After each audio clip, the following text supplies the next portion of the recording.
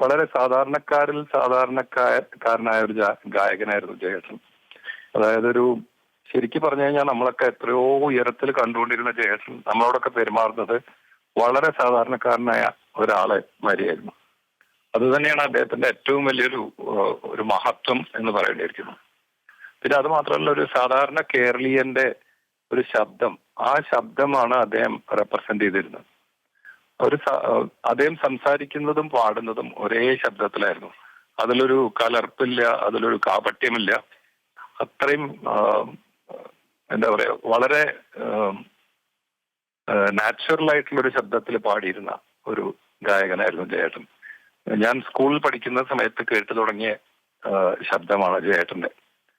അപ്പൊ ഞാൻ ജയേട്ടൻ താമസിക്കുന്നതിന്റെ തൊട്ടടുത്തായിരുന്നു ചെന്നൈയിൽ നിന്ന് വിട്ടിട്ട് പോകാൻ അനവധി വർഷങ്ങളായെങ്കിലും ഇവിടെയുള്ള സമയത്ത് നമ്മൾ ഇടയ്ക്ക് കാണാറുണ്ട്. പുള്ളിയുടെ നർമ്മബോധമൊക്കെ നമുക്ക് ചിന്തിക്കാൻ പറ്റുന്നതിലും അപ്പുറമാണ്. വളരെയധികം ചിരിക്കാൻ ഇഷ്ടപ്പെടുന്ന ജയേട്ടൻ, വളരെയധികം നർമ്മം ആസ്വദിക്കുന്ന ജയേട്ടൻ, ഇതൊക്കെ നമുക്ക് ഇല്ലാണ്ടായിരിക്കുകയാണ്. അദ്ദേഹത്തിന്റെ പാട്ടെന്ന് പറഞ്ഞു കഴിഞ്ഞാൽ, ശരിക്കും പറഞ്ഞാൽ അദ്ദേഹത്തിന്റെ അദ്ദേഹം അർഹിക്കുന്ന അംഗീകാരങ്ങളോ ഒന്നും അദ്ദേഹത്തിന് കിട്ടാതെ പോയതിൽ വളരെയധികം സങ്കടമുണ്ട്. അദ്ദേഹത്തിന് ഇതിലും അധികം അംഗീകാരങ്ങൾ, വലിയ വലിയ അംഗീകാരങ്ങൾ ഇനിയും കിട്ടേണ്ടിയിരുന്നു എന്ന് എനിക്ക് എപ്പോഴും തോന്നാറുണ്ട്.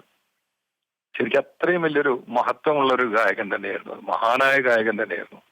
അതിൽ യാതൊരു സംശയവുമില്ല.